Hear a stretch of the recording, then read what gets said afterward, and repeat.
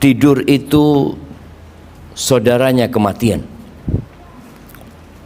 Oleh karena itu penghuni surga tidak tidur.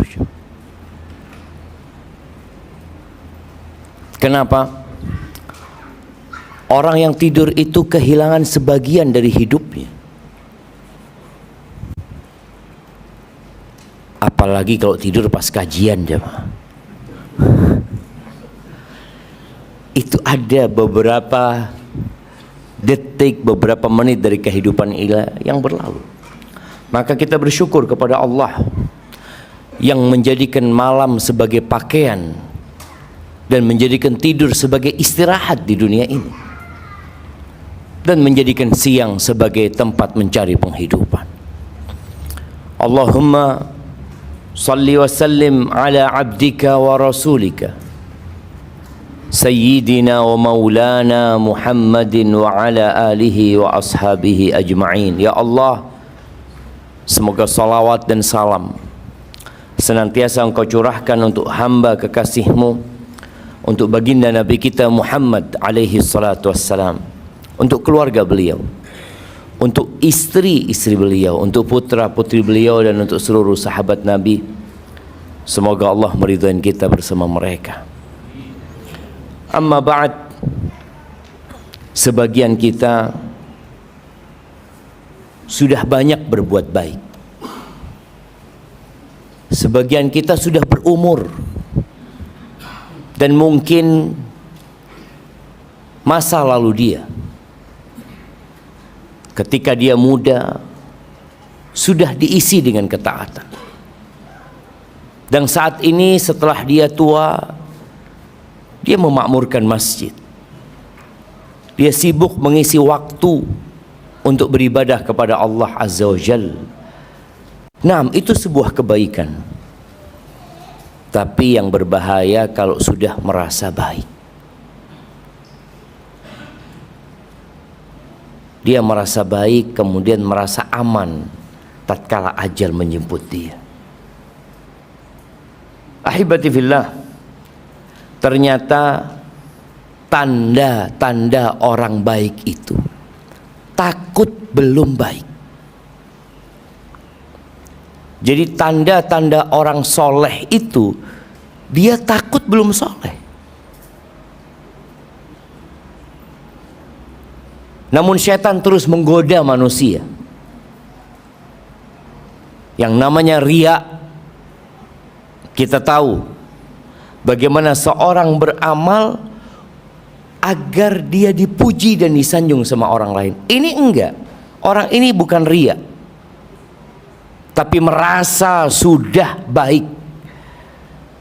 Jadi antara dia sama Allah Azza wa Jalla. Dan ini penyakit dikenal dengan ujub. Orang takjub dengan diri dia sendiri. Dan ujub ini dapat mengantarkan kepada sombong nanti. Allah Azza wa Jalla di surat Al-Mu'minun,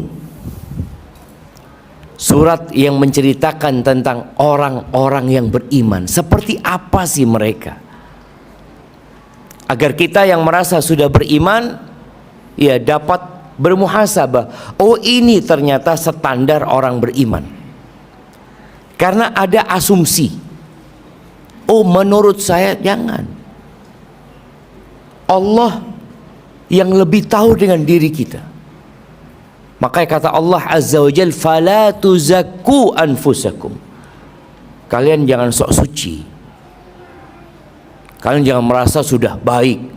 Kenapa? Huwa a'lamu bimanittaqa. Allah yang lebih tahu siapa di antara kalian yang paling bertakwa.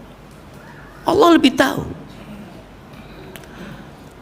Di surat Al-Mu'minun di ayat 57 sampai 61, beberapa kriteria atau standar orang beriman, Allah mengatakan innalladzina hum min khasyati rabbihim musyfiqun. Sesungguhnya mereka adalah orang-orang yang takut kepada Allah Azza wa Jalla. Ada kekhawatiran di diri dia, kecemasan Makanya di antara amalan hati itu ibadah ini jamaah.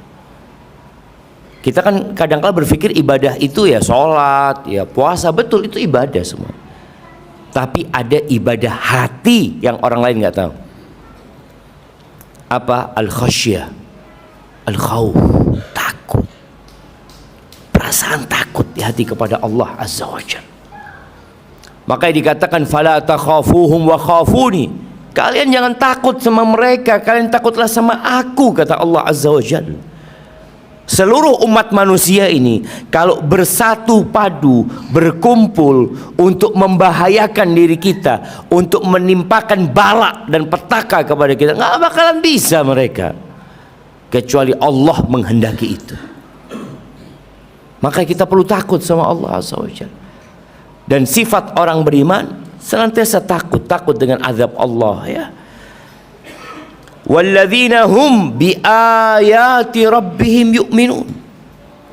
Mereka adalah orang-orang yang percaya, yang yakin, yang beriman dengan ayat-ayat Allah Azza wa Jalla. Baik itu dengan ayat-ayat Al-Quran atau ayat-ayat yang Allah ciptakan. Kita lihat matahari. Apa kata Namrud ketika sedang berdialog dengan Nabi Ibrahim? Nabi Ibrahim mengatakan, fa innallaha ya'ti bisyamsi minal masyriq fa'ti biha minal maghrib. Namrud mengaku Tuhan, maka kata Nabi Ibrahim, sesungguhnya Allah yang mendatangkan matahari dari timur, menerbitkannya dari timur. Engkau mengaku Tuhan, terbitkan dia dari barat. Fabuhital ladzi kafar. Nggak bisa. Kita harus percaya dengan tanda-tanda kebesaran Allah Azza wa Jalla. Pernikahan salah satu tanda kebesaran Allah Azza wa Jalla. Wa min ayatihi an khalaqakum min turab. Dan dari tanda-tanda kebesaran Allah, tanda-tanda keagungan, kehebatan, keesaan Allah, Allah menciptakan kalian dari tanah. Thumma idza antum basyarun tantashirun. Tahu-tahu kalian jadi seperti ini, menjadi umat manusia yang bertebaran. Ada berapa jumlah penduduk bumi ini, jemaah? 8 miliar. Itu dari Nabi Adam yang diciptakan dari tanah, yang berpasangan dengan Hawa. Kita percaya. Siapa yang nenek moyangnya monyet? Sebagian kita diajarin teori evolusi. Iya, kita waktu SMP dulu, oh dari kera dulu jalannya itu bungkuk ya, terus kayak sekarang ini tadi. Na'udzubillah. Enggak, kita enggak percaya. Kita percaya dengan dengan kebesaran Allah, dengan ayat-ayat Allah, bahwa manusia pertama yang diciptakan oleh Allah siapa? Adam. Sempurna. Nabi Adam itu fi ahsani taqwim, kata Allah. Makanya kalau ditemukan di Indonesia, ditemukan fosil apa dulu namanya, Javanisme apa, ada namanya. Iya, anak-anak sudah lupa. Jadi manusia kuno katanya dulu ditemukan. Manusia kuno itu Nabi Adam. Itu manusia pertama yang datang dan diturunkan ke muka bumi. Orang beriman percaya dengan ayat-ayat Allah. Walladzina hum bi rabbihim la yusyrikun. Mereka adalah orang-orang yang tidak menyekutukan Allah dengan sesuatu apapun. Dari 8 miliar penduduk bumi ini, jemaah, yang muslim itu hampir 2 miliar. Berarti 6 miliar itu tidak beriman. Musyrikun, kafirun. Kesian mereka. Ini menjadi PR buat kita bersama, bagaimana kita yang Islam ini adalah agama rahmatan lil alamin, kita kesian sama mereka. Bagaimana mengajak mereka kepada Allah Azza wa Jalla. Dan sepertinya di Gresik ini banyak orang-orang asing yang mereka bekerja di sini. Ini menjadi PR buat kita untuk mendakwahi mereka, jemaah. Kesian jemaah. Allah mengharamkan surga buat orang-orang kafir. Maka kita ketika mendakwahi mereka, sejatinya kita berharap mereka masuk surga Allah Azza wa Jalla. Kemudian Allah katakan tentang orang-orang beriman ini, walladzina yu'tuna ma atau wa qulubuhum wajilatun annahum ila rabbihim raji'un. Mereka adalah orang-orang yang memberikan apa yang mereka berikan, yang berbuat apa yang mereka perbuat dalam kondisi hati mereka takut bahwa mereka akan kembali kepada Tuhan mereka. Ketika ayat ini turun, Aisyah bertanya, Nabi sholat membaca ayat itu. Aisyah setelah sholat tanya, ya Rasulullah, apa yang dimaksud dengan ayat tadi itu? Adalah orang yang berzina, orang yang minum khamr, orang yang mencuri, kemudian dia takut.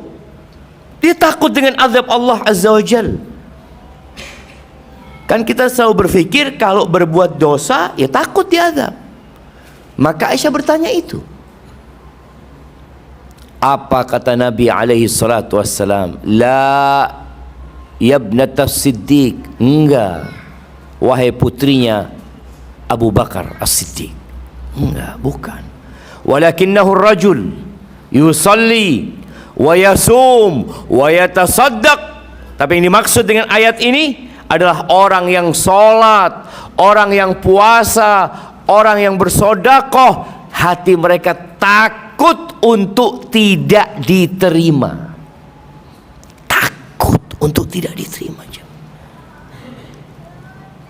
Kemarin kita puasa,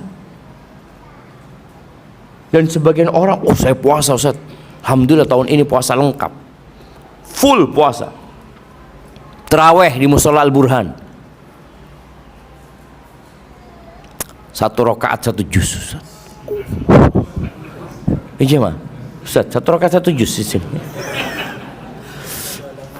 Insyaallah tahun depan 1 rakaat 1 juz. Bismillah jemaah. Kadang-kala muncul kebanggaan.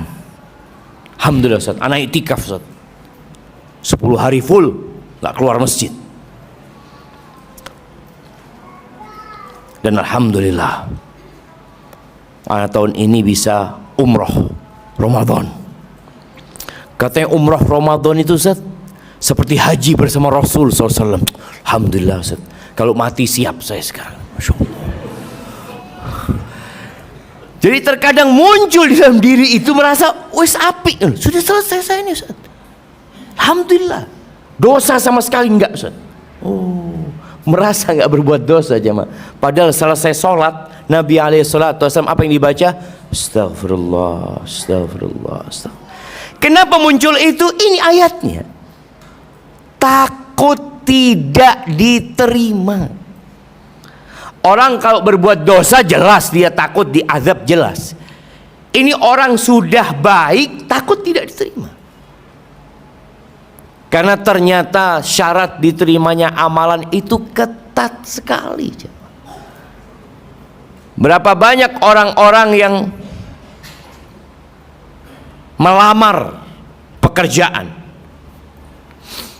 atau anak-anak muda yang melamar seorang gadis, dia sudah pede jemaah, insyaallah Ustaz, anak lulusan pondok Ustaz, nilai selalu cum laude, nggak mungkin ditolak. Saya datang ke mertuanya, anaknya masih mau sekolah, saya tunggu, kata dia.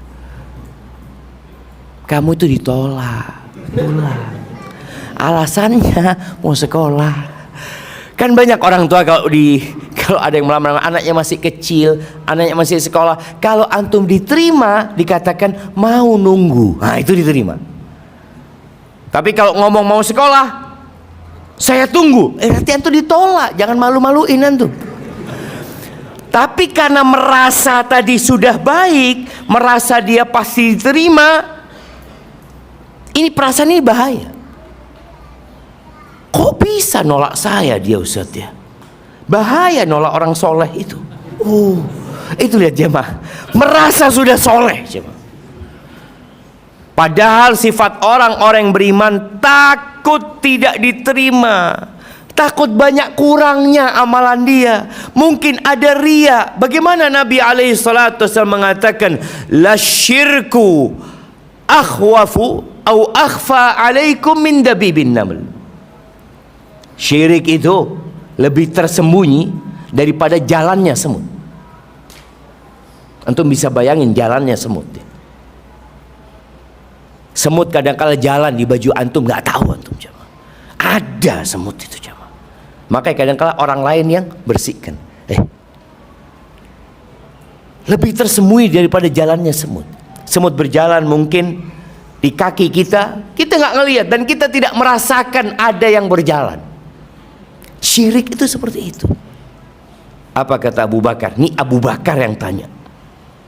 Abu Bakar yang sudah dijamin masuk surga, dan sahabat-sahabat lain yang dijamin masuk surga. Mereka bertanya, kaifal khalasu ya Rasulullah wa huwa akhfa min dabibin naml. Bagaimana kita menyelamatkan diri kalau dia lebih tersembunyi daripada jalannya semut? Memang bingung kita jemaah. Ini yang menyebabkan mereka takut, karena dia tersembunyi. Kata Nabi alaihi salatu wasallam, qulu, katakan, Allahumma inni a'udzubika an usyrika bika wa ana a'lamu wa astaghfiruka lima la a'lamu. Ya Allah, aku berlindung kepadamu dari melakukan kesyirikan yang aku mengetahuinya, yang aku menyadarinya, dan aku memohon ampun kepadamu dari kesyirikan yang aku tidak mengetahui. Itu Abu Bakar. Terkadang kita nih amalannya nggak sebanding dengan Abu Bakar jemaah. Abu Bakar itu, Nabi SAW tanya sama sahabatnya, siapa yang hari ini puasa? Aku, kata Abu Bakar. Siapa yang hari ini bersedekah buat orang miskin? Aku, kata Abu Bakar. Siapa yang hari ini membesuk orang sakit? Aku, kata Abu Bakar. Siapa yang hari ini mengantarkan jenazah ke kuburan? Aku, kata Abu Bakar. Bayangin, Nabi mengatakan alaihi salatu wassalam, majtama'na fi imri'in illa dakhalal jannah. 4 kriteria ini tidaklah berkumpul di satu orang melainkan dia masuk surga. Tapi takut Abu Bakar, karena ada syarat lain diterimanya amalan. Bukan sekedar amalan zahir, ada amalan hati. Disyaratkan ikhlas. Dan ikhlas ini berat sekali. Datang Abu Bakar kepada Nabi alaihi salatu wassalam, ya Rasulullah, allimni du'aan aqra'uhu fi salati. Wahai Rasulullah, ajarkan kepada aku doa, ajarkan kepada aku doa yang aku baca di salatku. Kata Nabi SAW, qul, katakan, Allahumma inni zalamtu nafsi zulman katsir. Ini Abu Bakar yang tadi amalannya begitu banyaknya, yang sudah dijamin masuk surga, yang dia mendampingi Nabi alaihi salatu wasallam ketika hijrah dari Mekah ke kota Madinah, dia yang mendampingi Nabi di dalam gua radhiyallahu taala anhu, yang Nabi mengatakan alaihi salatu wassalam, tidak ada orang yang berbuat baik kepada kami kecuali kami sudah membalasnya, kecuali Abu Bakar. Allah yang akan balas buat dia. Apa doa yang diajarkan Nabi kepada Abu Bakar? Katakan Abu Bakar, sesungguhnya aku menzalimi diriku dengan kezaliman yang banyak. Itu buat Abu Bakar. Allahumma inni zalamtu nafsi zulman katsira, kezaliman yang banyak ya Allah. Sebagian kita merasa kezalimannya sedikit, atau bahkan merasa tidak berbuat dosa, merasa sudah banyak ketaatannya, merasa tidak ada satupun jalan kebaikan kecuali dia sudah tempuh. Abu Bakar doa itu jemaah. Kenapa Anda sampaikan ini? Supaya kita merasa kecil jemaah. Karena obat dari ujub itu, engkau harus merasa kecil, merasa bukan siapa-siapa engkau. Fa innahu la yaghfiru dzunuba illa anta. Sesungguhnya tidak ada yang mengobati, tidak ada yang mengampuni dosa kecuali engkau. Faghfirli, maka ampuni aku ya Allah, maghfiratan min indik, dengan ampunan dari sisimu ya Allah. Warhamni, dan kasihi aku. Innaka antal ghafurur rahim. Itu Abu Bakar. Sebagian kita yang jadi muadzin, hati-hati. Alhamdulillah Ustaz, sebelum orang datang saya sudah datang duluan Ustaz. Iya, itu sebuah ketaatan dan fadilah azan. Masya Allah, atwalun nas a'nakan yaumal qiyamah, orang yang paling panjang lehernya pada hari kiamat. Dia bisa menikmatin segala sesuatu dengan nikmat tanpa berdesak-desakan. Yang jadi takmir masjid, yang mengelola masjid, yang membuat majelis ilmu, kajian, yang membangun masjid. Jangan sampai datang perasaan selesai sudah. Alhamdulillah Ustaz, InsyaAllah di masjid ana ini tiap hari yang sholat 500 orang. Dapat pahalanya Ustaz. Tiap orang itu masuk ke timbangan kebaikan ana. Allahu Akbar jemaah. Perasaan-perasaan itu hilang. Ada orang yang merasa, alhamdulillah Ustaz, saya dosa nggak banyak Ustaz, nggak banyak dosa. Kalau ditimbang antara dosa saya dengan kebaikan saya, ya insya Allah banyak kebaikan saya Ustaz. Dan bapak saya itu ustadz, bapak saya itu ustadz, kiai, jadi aduh aman sudah insya Allah. Muncul perasaan itu jemaah, dan setan selalu hadir. Bagaimana ada orang-orang yang merasa Allah itu maha pengampun dan maha pengasih. Antum tahu yang membunuh 100 orang aja dimaafkan sama Allah. Ana baru 2 yang ana bunuh Ustaz. Allahu Akbar jemaah. Ini bahaya banget. Sudah berbuat jahat merasa aman. Kalau berbuat baik merasa aman, ya masih setannya masih bener lah, membisikkannya itu masih bener gitu loh, setannya ini. Tapi kalau sudah berbuat jahat, tapi itulah setan. Setan itu bagaimana berusaha membuat orang ini merasa tenang. Padahal Allah sebutkan orang-orang beriman itu takut dan tidak tenang hidup. Bagaimana Abu Bakar As-Siddiq ketika hendak meninggal dunia, dia memegang lidahnya mengatakan, hadzal ladzi awradanil mawarid, ini yang mengantarkan aku ke tempat-tempat kebinasaan. Umar bin Khattab jemaah itu berdoa minta supaya mati syahid di kota Madinah. Gimana mati syahid di kota Madinah? Subhanallah. Itu ya, orang yang berdoa sungguhan Allah kabulkan. Dibunuh Umar ketika sholat subuh, dalam kondisi ya, darah itu mengucur. Umar itu tidur di pangkuan anaknya, Abdullah bin Umar, kepalanya di pangkuan anaknya. Kata Umar mengatakan, ya bunayya, ba' khaddi 'alal ard, wahai ananda, letakkan pipiku di tanah. Kata anaknya, ya abata, apa bedanya tanah sama pahaku? Sudah sama-sama. Umar mengatakan, la ummalak, engkau nggak punya ibu engkau. Marah Umar. Ba' khaddi 'alal ard, letakkan pipiku di tanah katanya. Kenapa ayah katanya? Supaya Allah kesian sama aku, kata dia, kalau melihat hambanya pipinya di tanah. Seperti itu Umar bin Khattab radhiyallahu ta'ala anhu. Takut mereka jamaah. Mereka sudah berjuang selama hidup mereka. Ketika mati mereka takut sama Allah. Takut gak diterima. Masuk menjumpai Umar. Orang-orang menghibur Umar ya. Dia mengatakan, ya Amirul Mukminin, engkau telah menjadi hakim yang adil. Engkau telah dipuji-puji Umar. Kata Umar, aku berharap impas, kata dia. Aku berharap impas. Dia tidak berharap lebih, siapa? Dia berharap sudah sama gitu loh. Dia tahu dengan diri dia. Dia tahu dengan kekurangan dia. Dia berharap impas. Jadi bukan perasaan sudah baik, enggak, dia tahu dengan dosa-dosa dia. Makanya orang itu semakin beriman, semakin takut sama Allah Azza wa Jalla. Lalu Allah katakan di ayat ke-61, ulaika yusari'una fil khairat. Mereka adalah orang-orang yang berlomba-lomba dalam kebaikan.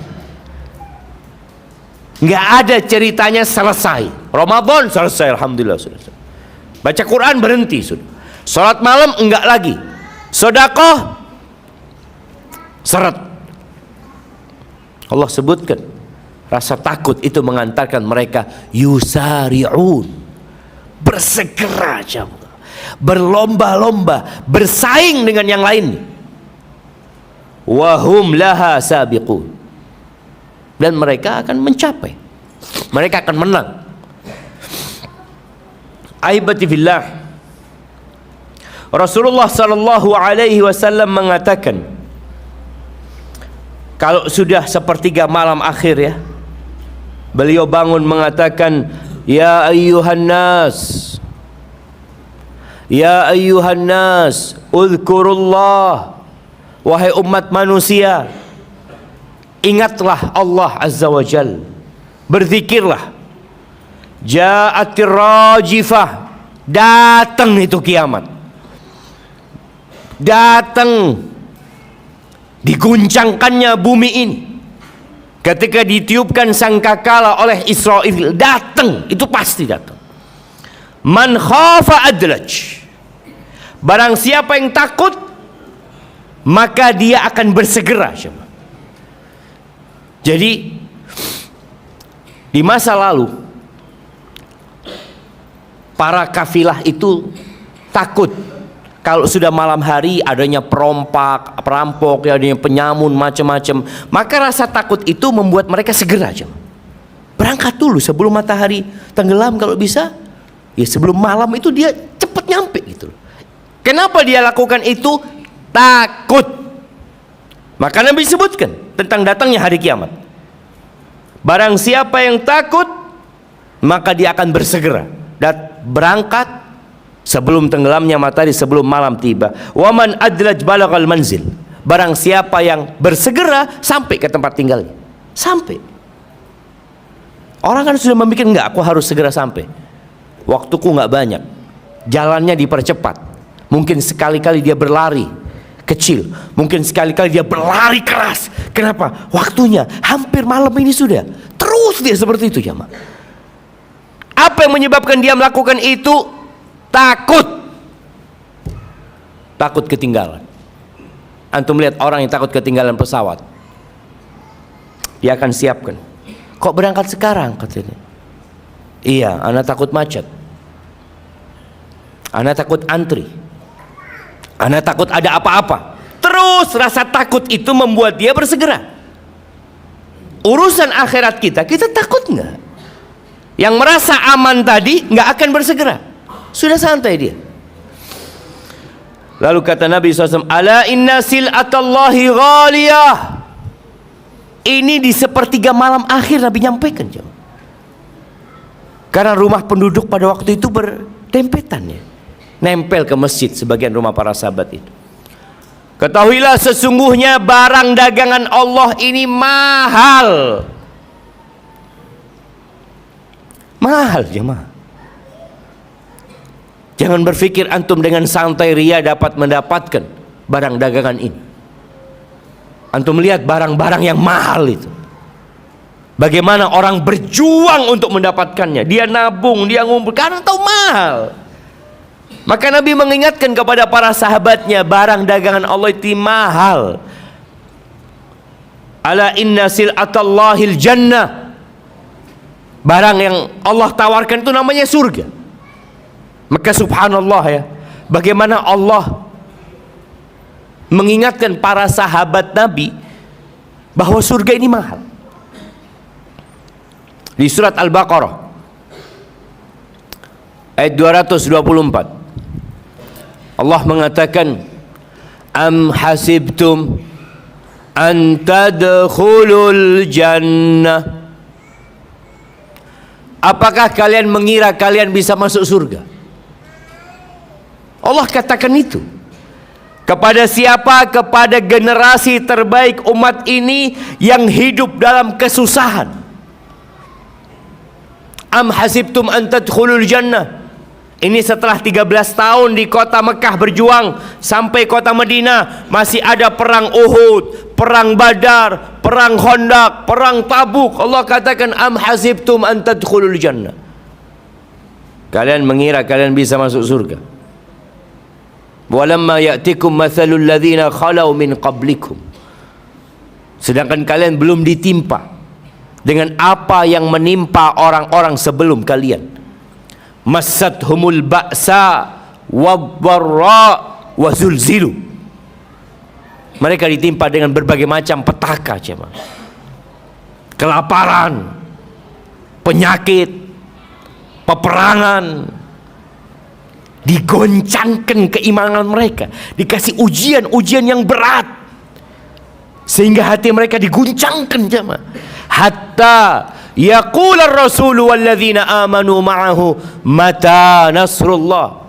Bayangin ya, bagaimana besarnya cobaan yang Allah berikan kepada mereka, sampai utusan Allah dan orang-orang beriman itu berkata, kapan pertolongan Allah datang? Mata nasrullah. Dan ini tidak dikatakan kecuali dalam kondisi yang sangat sulit. Ala inna nasrallahi qarib. Pertolongan Allah itu dekat.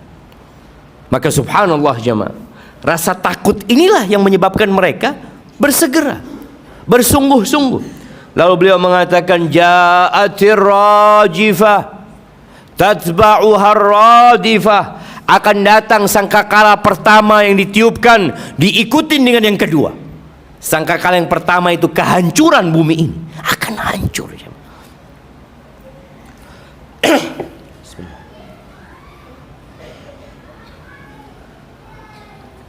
Alhamdulillah. Orang yang takut sama gempa, jemaah, dia akan membuat pondasi rumah yang kokoh. Kenapa? Sering gempa di sini, Ustaz. Kalau antum harus kokoh berarti biayanya lebih banyak. Iya Ustaz, nggak apa-apa Ustaz. Yang penting selamat, Ustaz. Rasa takut. Antum tahu mobil yang paling mahal? Yang paling apa? Yang paling banyak rasa takutnya di mobil itu anti peluru. Oh, kan takut ada peluru yang nembus, maka dibikin anti peluru. Gimana kalau dipasang bom?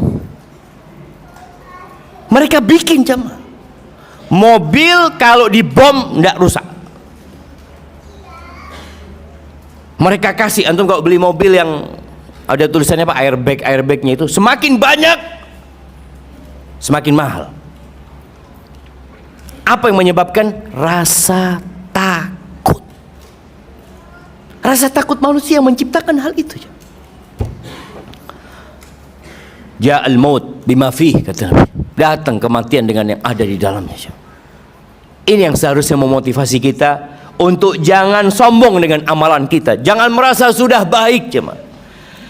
Hasan al-Basri rahimahullahu ta'ala, sayyidut tabi'in ya, muridnya Aisyah, muridnya banyak sahabat, dia mengatakan, adraktu aqwaman, aku sempat hidup bersama satu generasi para sahabat. Lau anfaqa ahaduhum mil'al ard ma amin. Kalau dia bersodakoh sepenuh bumi ini, jemaah. Dia menyebutkan bagaimana kalau salah satu dari antara mereka sodakoh sepenuh bumi ini. Anggap sepenuh Gresik ini emas dia sodakoh. Ma amin, nggak merasa aman dia, jemaah. Nggak merasa aman. Takut mereka. Takut nggak diterima sama Allah Azza wa Jalla. Li'idhami dzambi fi nafsih. Dia juga merasa dosa itu besar yang dia lakukan. Dia ingat gimana Nabi Adam satu dosa aja diturunkan dari surga, jemaah. Satu dosa. Abdullah bin Mas'ud mengatakan, aku hidup sama nih. Itu generasi sahabat mengatakannya. Aku hidup di generasi yang kalau mereka berbuat dosa, mereka seperti orang yang berada di bawahnya gunung yang tinggi, jamaah. Dia takut gunung itu menimpa dia, membinasakan dia. Dan sekarang, di zaman sekarang ini, orang berbuat dosa besar dianggap seperti lalat yang di hidungnya diginikan sudah terbang. Maka kita benar-benar harus menumbuhkan rasa takut di diri kita. Rasulullah SAW menyebutkan salas muhlika. Ada 3 perkara yang membinasakan. Yang pertama, syuhun muta', syuh, kikir dan ambisi yang ditaati. Jemaah, kita semua cinta sama harta. Coba siapa yang nggak suka sama harta? Yang nggak suka sama harta itu ayam. Antum coba bagi uang baru sama ayam, ditinggal sama ayam. Tapi manusia, kata Allah Azza wa Jal, wa innahu lihubbil khairi la syadid. Sesungguhnya dia kecintaannya kepada al-khair, harta ini berat sekali, jemaah. Wa tuhibbunal mala hubban jamma, dan kalian cinta sama harta cinta mati kalian, padahal nggak dibawa mati. Setelah kita cinta, Allah kasih kita tugas sedekah. Loh, ya apa sih? Saya capek ngumpulkan ini, suruh sedekah. Iya. Yang kau sedekahkan itu yang kau bawa mati. Tapi manusia sudah kadung cinta. Orang sedekah itu, jamaah, mudah kalau masih miskin. Ya, ini yang miskin-miskin nih, yang nggak punya fulus, banyak sedekah sekarang. Karena mudah antum, dan pahalanya insya Allah besar sekali. Antum punya uang 100.000, 100.000 saja. Nggak punya, Ustaz, ana ini sisa gaji ana 100.000. Tabungan nggak punya. Ini cuma antum sedekah 50.000 jam. Antum sedekah dengan setengah harta antum. Tapi tidak terlalu berat. Insyaallah lah nanti anak kerja lagi, mudah-mudahan dapat fulus. Mudah-mudahan Allah kasih ganti yang lebih baik, selalu seperti itu. Padahal yang antum sedekahkan berapa? Setengah harta antum. Ketika antum mulai naik, antum punya uang 1 juta. Gimana sedekah 500.000 jamaah? Perasaannya mulai agak berat daripada yang 50.000. Padahal sama saja. Apa bedanya 500.000 sama 50.000? Nggak ada bedanya. Sama-sama 50%. Sama. Kalau dulu yang antum sisakan cuma 50.000, sekarang antum sisakan 500 loh. Lebih banyak dari yang dulu. Dulu waktu antum sedekah 50.000, sisa duit antum berapa? 50.000. Sekarang sisanya 500.000. Tapi mulai berat, jemaah. Ketika Allah kasih antum uang 1 miliar. Gimana sedekah 500 juta? Sama dengan 50.000. Sama apa beda? Lo sama 50%. Bahkan waktu dulu antum sodakoh 50.000, sisanya 50.000. Sekarang sisanya 500 juta. Banyak sisanya gitu kan. Tapi antum kan nggak ngelihat sisanya, ngelihat yang dikeluarkan. Waduh, banyak banget yang dikeluarkan. Seharusnya antum melihat kepada sisanya. Dulu sisa 50.000 anak nggak apa-apa. Dulu sisa 500.000 nggak apa-apa. Masa sekarang sisa 500 juta berat? Berat. Karena melihat kepada yang dikeluarkan. Makanya yang masih miskin sedekah. Hitungannya hari kiamat itu persentase aja, Pak. Bukan jumlah, persentase. Makanya Nabi SAW menyebutkan ada 1 dirham yang bisa mengalahkan 100 dinar. 1 dirham perak mengalahkan 100 dinar emas. Lu gimana? Kata para sahabat, iya, orang ini cuma punya 2 dirham. Dia sedekahkan 1 dirham, separuh harta dia. Yang punya 100 dinar, 1 gudang emas dia cuma ngambil sedikit gini, disedekahkan. Yang dia sisakan jauh lebih banyak. Maka ini yang menghancurkan manusia, syuhun muta. Antum melihat bagaimana antum dengan harta, kecintaan antum sama harta. Makanya berat jemaah, tapi perlu dibiasakan. Antum perlu ingat dulu, dulu anak sedekah setengah harta anak berani, masa sekarang nggak berani anak. Yang kedua, wahawan muttaba, hawa nafsu yang diikutin. Hawa nafsu yang diikuti. Ya, kita tahu nafsu ini memerintahkan kepada keburukan. Yang namanya keinginan manusia itu nggak ada habisnya. Maka kita perlu melatih kemauan kita. Antum punya istri minta ini minta itu, lah, lu bang, kenapa bang? Kau kan punya, kata dia. Iya, melatih kesabaran, melatih nafsu. Antum juga, ya Allah, kepinginnya anak makan mie goreng ya, sama ayam bakar, sama bebek bakar, sama ini. Enggak lah, anak mau makan nasi kerawu aja sudah. Padahal maunya dia itu jemaah. Ini melatih supaya enggak, anak bisa ngontrol. Puasa Ramadan antum bisa ngontrol nafsu antum. Bisa. Dari pagi sampai maghrib sebulan jemaah. Apalagi di 10 hari terakhir. Warung sudah mulai buka. Buka ini. Wis riyoan wong woy. Itu godaannya semakin besar.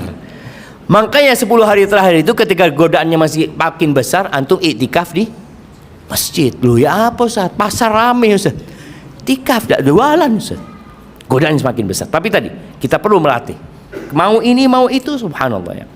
Anaknya Umar dilatih sama Umar. Ada sebuah athar ya.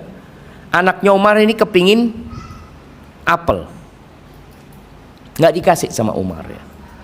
Tahu-tahu makan apel, tanya sama ibunya, dapat dari mana? Aku belikan dia soalnya kepingin.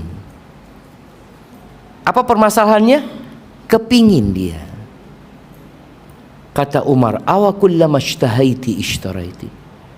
Apa setiap engkau mau, engkau harus beli? Kemauan ini cuma sesaat loh cuma. Anak punya anak. Kadang-kala kita berangkat dari rumah orang tua ke rumah anak. Nanti di jalan, Baba kepingin ayam crispy Baba. Enggak. Sudah lewat dawet. Baba kepingin dawet. Enggak. Jadi keinginannya itu nanti ganti-ganti sampai rumah nggak ada sudah. Selesai. Jadi kita kalau bisa menahan, kita pun seperti itu. Antum kepingin punya ini, punya ini, antum tahan. Lama-kelamaan hilang. Hanya butuh pembiasaan. Apalagi kalau nafsunya ke yang haram. Makanya kenapa kita dilatih meninggalkan yang halal? Ramadan kita dilatih meninggalkan yang halal, jemaah. Nafsu dan kebutuhan. Tapi ternyata kebutuhan itu bisa ditunda gitu loh. Bisa nanti gitu loh. Dan antum bisa lihat orang yang mengikuti nafsunya. Sebelum berbuka Ramadan ya, habis sasar itu keliling dia nyari bukuan, ketemu kolak, bismillah. Ketemu pudak, aduh lama nggak makan pudak karena apa pudak sudah. Apalagi ketemu gorengan, sampai di meja makan itu semuanya ada. Allahu Akbar. Ini masih jam 5 ini, astagfirullah. Kok belum azan ya? Ketika dia makan, semuanya dia makan? Enggak. Itu yang namanya nafsu. ternyata hanya ujian mata. Kalau antum tahan tadi, antum datang ke rumah, makan kurma sama air, loh, selesai ternyata ya. Selesai. Itu yang menghancurkan manusia. Hawa yang diikutin, hawa nafsu yang diikutin. Kemudian yang ketiga yang berkaitan dengan kajian kita, kata Nabi SAW, wa ijabur rajuli binafsihi. Ijabur rajul, takjubnya seseorang dengan diri dia sendiri. Merasa sudah baik, merasa sudah soleh, merasa banyak ketaatannya. Makanya kita perlu dikasih peringatan sama saudara kita. Tanda, dan kita perlu juga peringatan dari Allah. Tanda orang dicintai Allah itu bukan diluaskan rizkinya, bukan, tapi dikasih apa? Musibah, supaya ingat orang itu. Kadangkala motong kuku, tahu-tahu kena dagingnya ya ma. Ya Allah, dosa apa nih ya Allah ya? Padahal anak ini potong kuku menjalankan sunnah ya Allah. Ada orang merasa baik, dikasih musibah masih merasa baik. Anak pernah ketemu sama orang jemaah haji. Dia wudhu, kan kalau di Masjidil Haram itu ada tempat naruh tas ya. Orang berwudu, terus dia keluar lupa jemaah. Datang lagi hilang tasnya. Ini orang Arab. Dia mengatakan, ya Allah, kenapa kau lakukan ini kepada aku ya Allah? Aku kurang apa ya Allah? Ini orang kalau tidak tahu dengan kekurangannya seperti itu. Makanya antum harus yakin ketika datang musibah, la'allahum yarji'un, agar mereka kembali kepada Allah. Kalau setiap antum punya salah dikasih hukuman, nggak ada satupun yang hidup di muka bumi ini, nggak ada. Maka kita perlu peringatan saudara kita, atau peringatan dari Allah yang bentuknya musibah. Ahibati fillah, tadi imam kita membaca surat Al-Baqarah, menceritakan tentang Nabi Ibrahim. Kita tahu ya bagaimana Allah Azza wa Jalla memberikan ujian kepada Nabi Ibrahim, dan Nabi Ibrahim lulus jemaah. Nabi Ibrahim dibakar di kaumnya. Nabi Ibrahim berdoa minta anak. Nih yang berdoa kemudian merasa belum dikabulkan doanya. Nabi Ibrahim berdoa minta anak. Beliau Nabi, beliau Khalilur Rahman, kekasihnya Allah Azza wa Jalla, minta anak, baru dikasih yang diinginkan umur 86 tahun. Allah berjanji, ud'uni astajib lakum, berdoalah kepada aku, pasti aku kabulkan. Dikabulkannya doa itu satu dari tiga hal. Yang diinginkan dikasih. Kalau tidak, Allah palingkan dari musibah yang akan menimpa, yang setara dengan kedudukan doa itu. Kalau enggak, doanya itu jadi pahala, disimpan di akhirat. Enggak ada ruginya berdoa. Tapi sebagian orang coba yang minta anak. Ustaz, anak sudah menikah Ustaz. Berapa tahun? 5 tahun Ustaz. Belum dikasih anak. Padahal anak sudah umroh, anak sudah haji, anak sudah sodako. Mulai disebutkan tuh jemaah kebaikan-kebaikan dia. Ya Allah, Nabi Ibrahim umur 86 tahun baru dikasih anak. Dan sebagian kita ketika istrinya sudah umur 45 tahun, kayaknya nggak dikasih anak, memang kita sudah. Bayangin, berburuk sangka sama Allah. Bisakah Allah membuat istrimu punya anak? Bisa. Loh itu Nabi Ibrahim. Iya kan Nabi Ustaz. Loh Allah berjanji kepada Nabi Ibrahim dan kepada semua hambanya, ud'uni astajib lakum. Itu janji Allah. Maka berdoa. Baik, Nabi Ibrahim dikasih anak. Anaknya suruh sembelih. Nah, kita mau masuk ke Idul Adha. Nabi Ibrahim disuruh nyembelih siapa? Anaknya yang ditunggu 86 tahun. Anaknya udah mulai remaja, mulai bisa bantu bapaknya, mulai bagaimana ya? Kalau antum punya anak soleh itu ya Allah cintanya. Tapi kalau anaknya nggak soleh, ya Allah kapan mati hari ini? Iya, Yang Allah suruh sembelih anak yang soleh, anak yang baik sekali. Berat Nabi Ibrahim, tapi Nabi Ibrahim lulus. Disembelih anak. Dan antum akan diuji bulan Idul Adha ini. Antum berkorban apa enggak? Ustaz, kan enggak wajib Ustaz. Ada khilaf di antara para ulama Ustaz. Oh, beli sepeda motor wajib. Nih jamaah, ada orang kalau dikatakan sembelih kurban, dia langsung dalilnya keluar. Tapi beli motor, oh ini kan nggak apa-apa Ustaz. Allah tidak mengharamkan. Oh, disuruh berkorban nggak wajib, beli motor nggak haram. Makanya tolong antum memahami. Itulah yang kita korbankan, yang akan kita bawa jemaah. Ya Allah jemaah, itu yang akan kita bawa jemaah. Maka kalau antum beli hewan korban, beli yang paling bagus. Tanya ke sana, mana di sini yang paling bagus barangnya? Tapi paling murah.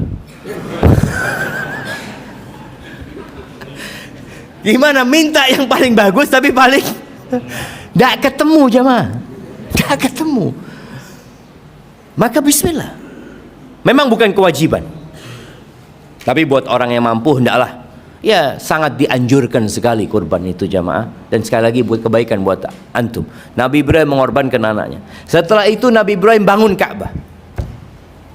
Sudah ya, beliau sudah berumur hampir 100 tahun ketika itu. Mungkin sudah 100 tahun ketika bangun Ka'bah. Karena Nabi Ismail sudah remaja. Kalau 86 umurnya Nabi Ismail 14 tahun, berarti udah 100 tahun. Beliau bangun, kata Allah di surat Al-Baqarah 128, wa idh yarfa'u Ibrahimul qawa'ida minal bait. Ketika Nabi Ibrahim meninggikan bangunan Ka'bah itu, wa Ismail bersama Nabi, Nabi bapaknya Nabi, anaknya Nabi, yang dibangun Baitullah. Apa doanya Nabi Ibrahim? Rabbana taqabbal minna innaka antas sami'ul alim. Wahai Rabb kami, terima dari kami. Para ulama mengatakan kalau Nabi Ibrahim aja takut tidak diterima jemaah. Bagaimana seharusnya kita? Idul Fitri, taqabbalallah minna wa minkum. Alhamdulillah, iya, ana full ibadah tahun ini. Taqabbalallah minna wa minkum. Nabi Ibrahim berdoa, takut nggak diterima. Kemudian beliau melanjutkan doanya. Innaka antas samiul alim, sesungguhnya engkau maha mendengar dan maha mengetahui. Rabbana waj'alna muslimaini laka. Ya Allah, jadikan kami berdua ini orang Islam, orang yang berserah diri kepadamu. Wa min dzurriyyatina ummatan muslimatan lak. Dan dari anak keturunan kami ya Allah, jadikan umat yang Islam, yang berserah diri kepadamu ya Allah. Wa arina manasikana, tunjukkan kepada kami manasik kami, tata cara ibadah haji kami, umrah kami. Wa tub alaina. Bayangkan, bukan minta dunia, minta dikuatkan imannya, minta ditunjukkan tata cara ibadah hajinya, lalu minta diampuni dosanya. Wa tub alaina, dan berikan taubatmu kepada kami ya Allah. Innaka antat tawwabur rahim, sesungguhnya engkau maha menerima taubat dan maha pengasih. Oke, dalam hidup di ayat 132 dan 133 Nabi Ibrahim mewasiatkan kepada anak-anaknya. Ini rasa takut ya, membuat orang tua itu berwasiat kepada anak-anaknya. Wa Yaqub, dan Nabi Yaqub yang merupakan cucunya Nabi Ibrahim. Ya baniya, innallaha astafa lakumuddin. Ini rasa takut orang tua. Wahai anak-anakku, sesungguhnya Allah memilihkan bagi kalian agama. Fala tamutunna illa wa antum muslimun. Jangan mati kecuali dalam kondisi Islam. Tuh wasiatnya orang tua. Kenapa mewasiatkan itu? Karena takut. Am kuntum syuhada, Allah juga mengatakan, apakah kalian menjadi saksi-saksi, hadir kalian ketika kematian hendak mendatangi Yakub, idz qala li bani, nih Nabi Yakub, nabi yang anaknya juga ada yang nabi, Nabi Yusuf alaihissalam.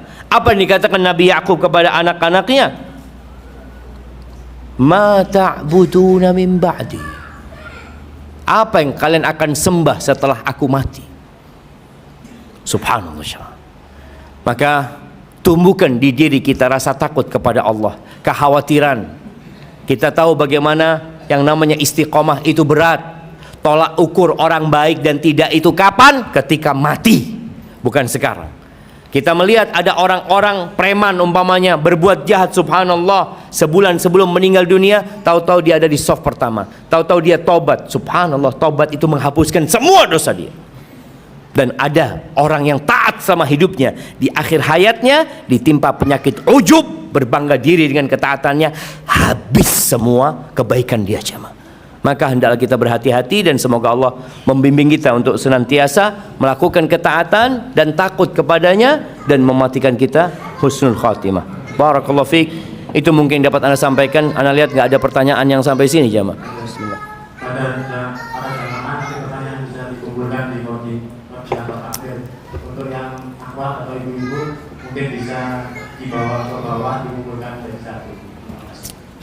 Yang ibu-ibu dilempar nggak apa-apa lah dari atas lah, biar waktunya cepat ya mah.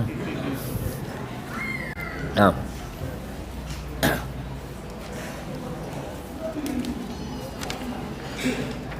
Masyaallah, syukur.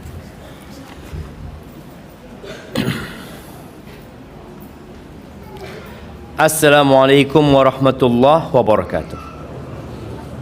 Afan Ustaz, fenomena di lingkungan sekitar kami terhadap sebagian para penuntut ilmu yang kami lihat, mereka terkesan eksklusif.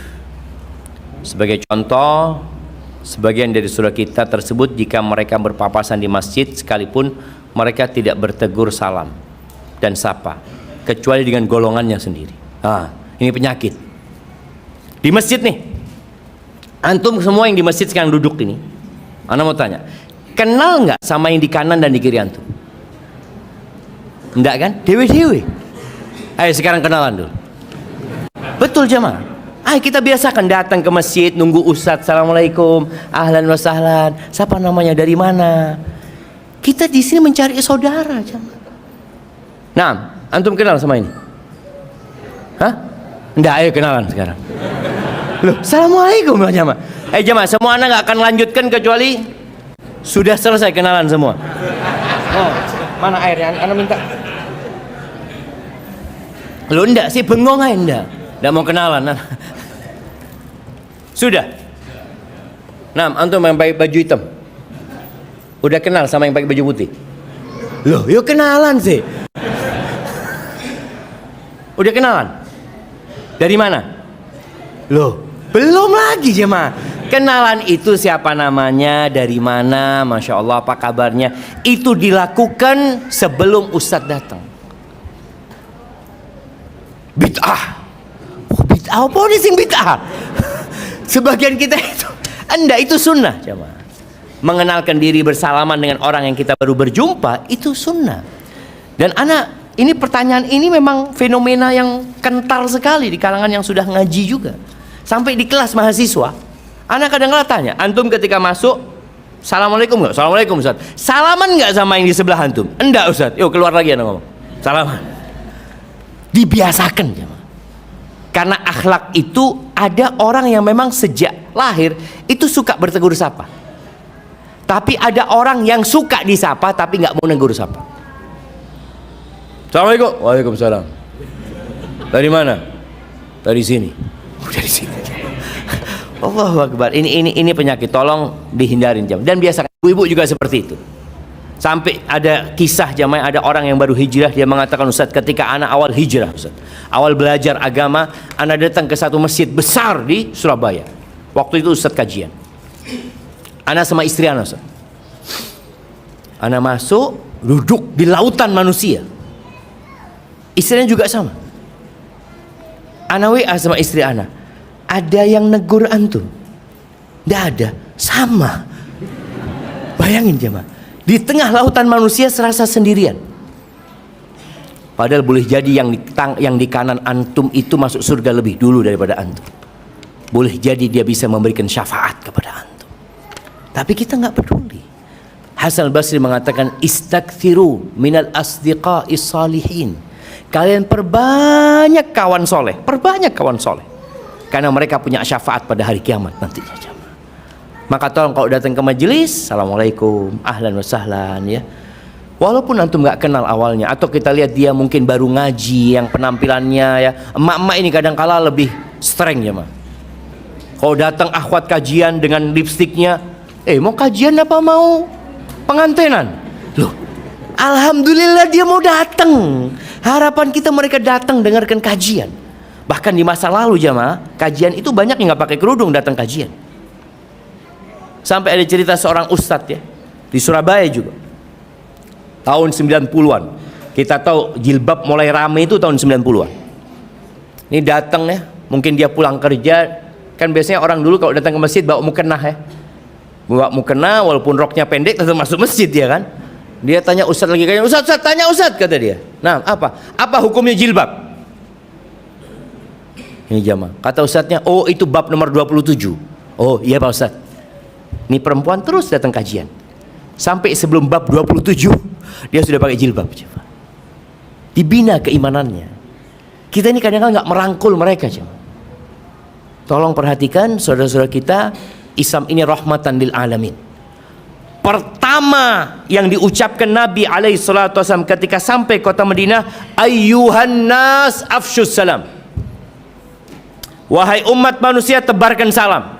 Ini muncul orang-orang baru. Muhajirin kan orang baru, nggak kenal dia dengan orang Medina.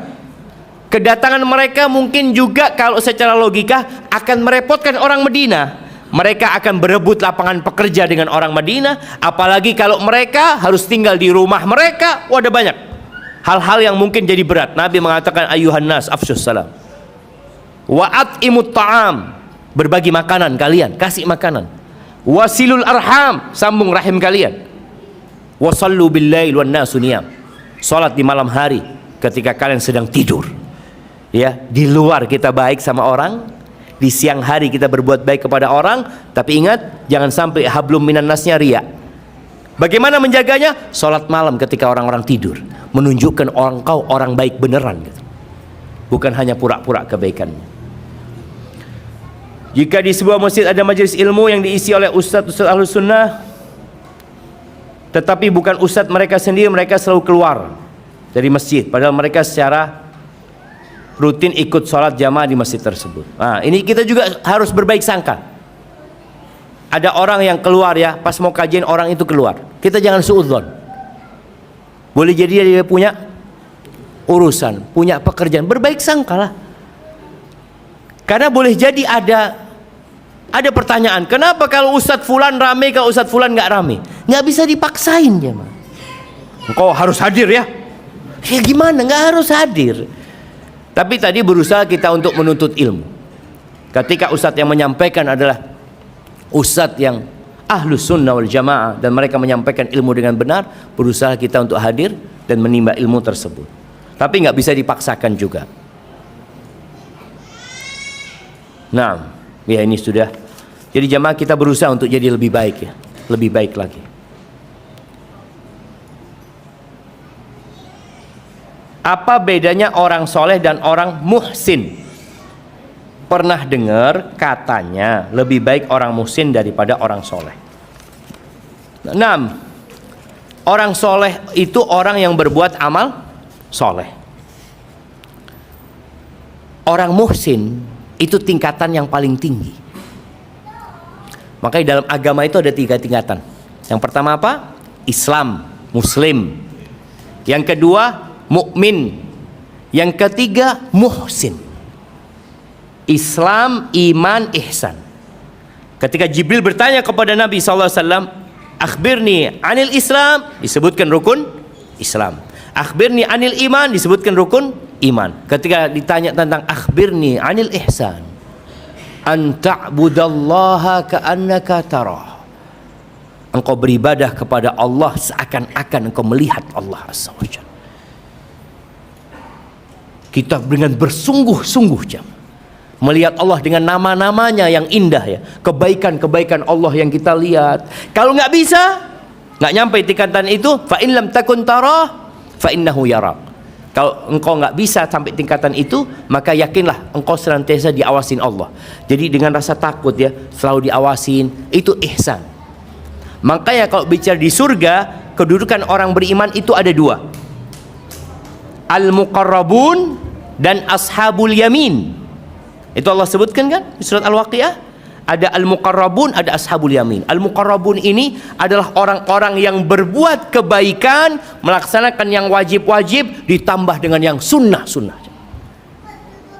Jadi ada orang yang standar, yang wajib-wajib saja. Ya alhamdulillah, dia tetap dikatakan orang soleh. Tapi kalau sudah yang wajib dikerjakan plus dengan yang sunnah, bahkan sunnahnya lebih berisi lagi ya. Alhamdulillah anak sudah haji, tapi anak mau berangkat haji lagi. Anak mau berangkat haji lagi. Itu insya Allah menjadi orang yang muhsin. Tapi jangan sampai dia berbuat baik kepada Allah, atau afwan, dia melakukan ibadah haji perintah Allah tapi lupa berbuat baik kepada umat manusia. Bagaimana cara menghadirkan rasa takut amalan ibadah kita tidak diterima? Doa. Yang pertama berdoa, memohon kepada Allah. Doa minta rasa takut. Nabi itu berdoa. Biasanya beliau sebelum menutup majelis, beliau berdoa buat para sahabatnya. Beliau mengatakan, Allahumma qsim lana min khasyatika ma tahulu bihi bainana wa baina ma'asi. Ya Allah, bagikan buat kami rasa takut yang dengannya kami terhalang dari berbuat maksiat. Wa min ta'atika, dan bagikan buat kami ketaatan kepadamu, ma tuballighuna bihi jannatak, yang dengannya kita bisa sampai ke surgamu ya Allah. Kemudian Nabi juga berdoa, Allahumma inni as'aluka khasyataka fil ghaibi wasyahadah. Ya Allah, aku minta kepadamu rasa takut dalam keadaan sendirian atau dalam keadaan ada orang. Jadi perlu berdoa meminta. Yang kedua, mengetahui kekurangan kita. Kita punya banyak kekurangan. Orang kalau tahu dengan kekurangannya itu, insya Allah dia akan takut. Tapi kalau merasa dia sempurna, enggak. Antum melihat sholat, Nabi alaihissalatu wasallam menyebutkan ya, ada orang yang sholat hanya mendapatkan 50%. Cuma 50%. Ada sholat yang hanya mendapatkan 10%. Dan ada orang yang sholat tidak mendapatkan apa-apa. Antum ketika sholat rasakan, habis sholat astagfirullah. Ketika antum ruku tadi sadar antum sedang ruku. Boleh jadi bacaan itu hanya rutinitas. Itu insya Allah dengan itu kita bisa menghadirkan rasa takut agar amalan kita bisa diterima sama Allah SWT. Apakah jika seorang bersegera berdiri setelah sholat termasuk orang yang sudah merasa diterima sholatnya? Enggak. Jadi inilah jamaah, kita perlu husnudzon ya sama orang ya. Kadang-kala ada orang habis sholat langsung berdiri. Boleh jadi dia ada urusan. Dia ingat dompetnya ketinggalan. Dia ingat mungkin kunci ada di toilet. Dia mungkin jam ada. Kita ini berusaha hidup dengan husnudzon. Boleh jadi padahal nggak kayak gitu. Ya, tapi nggak ada urusan dia kan. Umpamanya ada orang, antum lagi di lampu merah, ada yang atau antum di sebelah kiri ya. Padahal memang lampu merah ini sebelah kiri ikutin isyarat lampu gitu loh. Tapi yang di belakang antum akan sakit hati kalau suudzon sama dia. Orang ini nggak tahu diri, padahal di sini ditulis macam-macam ya. Tapi coba antum husnudzon. Mungkin orang di mobil itu ada orang yang sakit. Dia perlu segera berangkat. Atau dia hendak menjemput anaknya yang sudah telat. Antum kasih penafsiran, sebenarnya penafsiran itu bukan buat dia, tapi buat siapa? Buat antum sendiri, supaya antum gak sakit hati. Alhamdulillah, ketika itu antum berusaha ngasih jalan sama dia, selesai urusannya.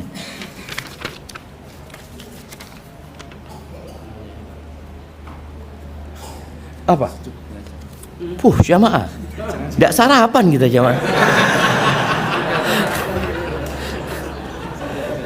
Ini yang dari mak-mak ini.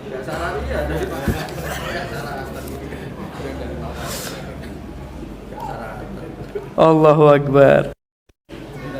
Apa hukumnya kerja cari nafkah dulu atau dengarkan kajian dulu? Assalamualaikum WRWB. Ini usahakan jangan disingkat jamaah. WR itu warahmatullah. Masa rahmatnya Allah antum singkat? Wabarakatuh itu berkah dari Allah. Subhanallah. Jangan disingkat. Baik, kalau bicara apa hukumnya kerja cari nafkah dulu atau dengar kajian dulu? Ada yang namanya fardu ain. Ada yang namanya fardu kifayah. Kita harus belajar mana yang fardu ain yang menjadi tugas kita dan mana yang fardu kifayah. Kemudian ada yang wajib, ada yang sunnah. Kalau bicara memberikan nafkah kepada istri dan anak itu kewajiban. Kewajiban siapa? Kewajiban masing-masing. Jadi menghadiri kajian, kita lihat kajian ini berkaitan ana mau belajar tentang urusan kerja, Ustaz. Anak ini jualan di pasar. Anak nggak punya ilmunya. Nah, antum harus hadir kajian dulu. Jangan sampai antum bekerja akhirnya haram yang antum kerjakan. Maka belajar dulu. Tapi kan insya Allah nggak seperti itu. Ada orang yang sudah anak kepingin hadir kajian untuk menambah ilmu. Ini berarti menjadi satu kemuliaan, satu hal yang dianjurkan. Memberikan nafkah wajib. Tapi boleh jadi suami ini sudah kasih nafkah, anak sudah kasih nafkah Ustaz. Tapi istri kepingin lebih. Anak ngomong, tunggu dulu, anak mau belajar. Gitu. Para ummahat harus tahu dengan haknya juga. Haknya itu sandang, pangan, papan. Kalau sudah dipenuhin sama suami ya, dengan kebutuhan-kebutuhan lainnya yang memang menjadi kebutuhan rumah tangga, sudah cukup. Nggak harus suami memberikan yang berlebihan. Tapi intinya bagi para suami, tolong, kewajiban memberikan nafkah itu adalah kewajiban. Mana yang diutamakan? Kalau antum punya satu piring nasi, istri atau orang tua?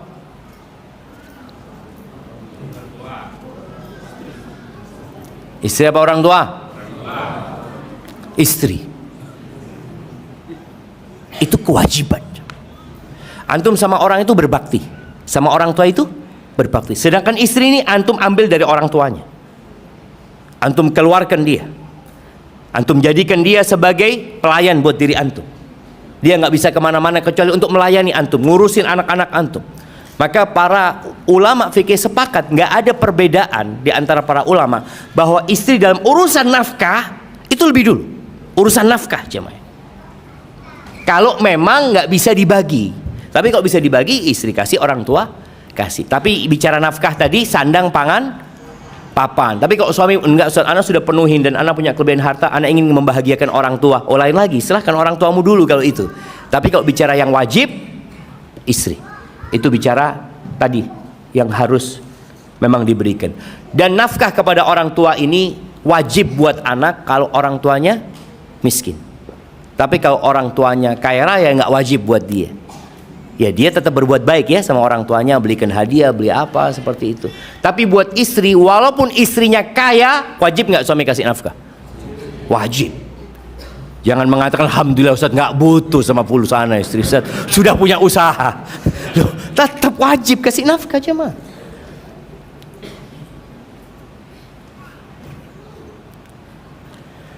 Ustaz, kuburan di negeri kita banyak yang tidak tertata dan tidak kelihatan. Apakah kita tetap berdosa jika sengaja melangkahi karena sulit mencari jalan? Ya berusaha, artinya kita berusaha tidak menginjak itu kuburan. Tapi kalau memang nggak ada jalan kecuali di sana, ya karena terpaksa. Kuburan perlu dihormatin. Maka yang sudah ngaji kadang-kala nggak ngurus kuburan emaknya, nggak ngurus, enggak Ustaz. Loh, ziarah itu disyariatkan. Antum ziarah kuburan ibu antum. Nabi pernah minta izin sama Allah untuk menziarahi kuburan ibunya Shallallahu Alaihi Wasallam. Antum datang ziarah kuburan. Antum lihat kalau kuburannya mungkin nggak hilang nisannya. Loh, kemana kok sudah hilang? Kadang-kala ada orang karena lama nggak ziarah sudah hilang kuburannya jamaah karena tergerus air sungai. Hilang ternyata ya sudah takdirnya Allah. Loh, iya itu takdir Allah, tapi mana antum kepedulian antum gitu. Kuburan perlu dihormatin. Makanya ada hukum-hukum berkaitan dengan kuburan, tapi tidak boleh dibangun ya. Yang penting bagaimana tadi kuburan itu dikasih batu sebagai tanda.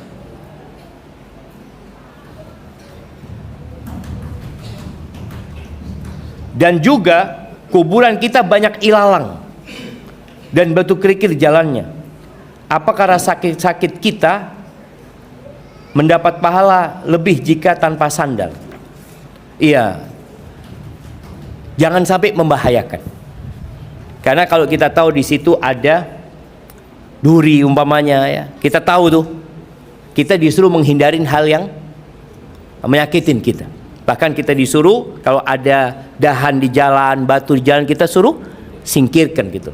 Maka nggak ada masalah. Kalau bicara pahala, pahala itu sesuai dengan kelelahan dan rasa kelelahan, capek dan nafkah yang dikeluarkan. Barakallahu fikum. Ada pertanyaan yang panjang-panjang jawabannya, Pak. Iya, satu lagi lah, Masya Allah, Alhamdulillah. Satu lagi, Pak ya. Masya Allah, syukran, Nana.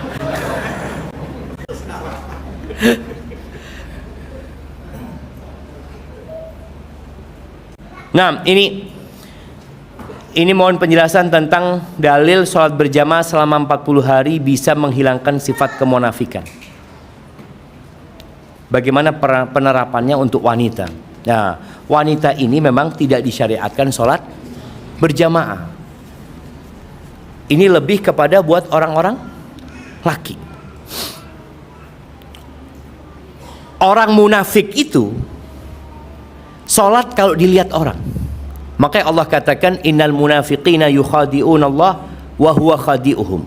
Wa idza qamu ila sholati qamu kusala. Orang munafik itu kalau mendirikan sholat malas-malasan, berangkat ke masjid tuh malas-malasan. Yura'unan nas. Ini berjamaah ke masjid. Mereka riya hanya untuk pamer kepada orang. Wala yadhkurunallah illa qalila. Mereka tidak mengingat Allah kecuali sedikit. Makanya sholat yang paling berat buat orang munafik, kata Nabi SAW, sholat apa? Isya dan subuh. Itu paling berat mereka melakukannya. Kenapa? Tidak ada yang lihat jemaah. Karena mereka untuk pamer saja. Adapun bagi para wanita, enggak, mereka tidak disyariatkan sholat berjamaah. Sehingga insya Allah seorang wanita yang menjaga sholatnya di rumah, yang tidak telat, yang tidak malas. Karena para wanita ini terus terang godaannya di rumah berat juga. Anak ya, nangis anaknya, Allahu Akbar. Makanya kalau nggak punya pembantu, tolong berbuat baik sama tetangga. Gantian sholatnya. Titip anak dulu ke tetangga. Anak titip dulu ya, anak kepingin sholat dengan khusyuk, titipkan anaknya. Ini hal yang baik ya, agar kita tetap menjaga hubungan sama tetangga dan kita bisa sholatnya khusyuk. Kemudian ibu-ibu juga tepat waktu sholatnya, tidak males-malesan. Insya Allah dengan itu pun akan dijauhkan dari sifat kemunafikan. Hadza wallahu a'lam bishawab. Itu yang dapat Anda sampaikan, kurang lebihnya mohon maaf. Subhanakallahumma wa bihamdika asyhadu an la ilaha illa anta astaghfiruka wa atubu ilaik. Assalamualaikum warahmatullahi wabarakatuh.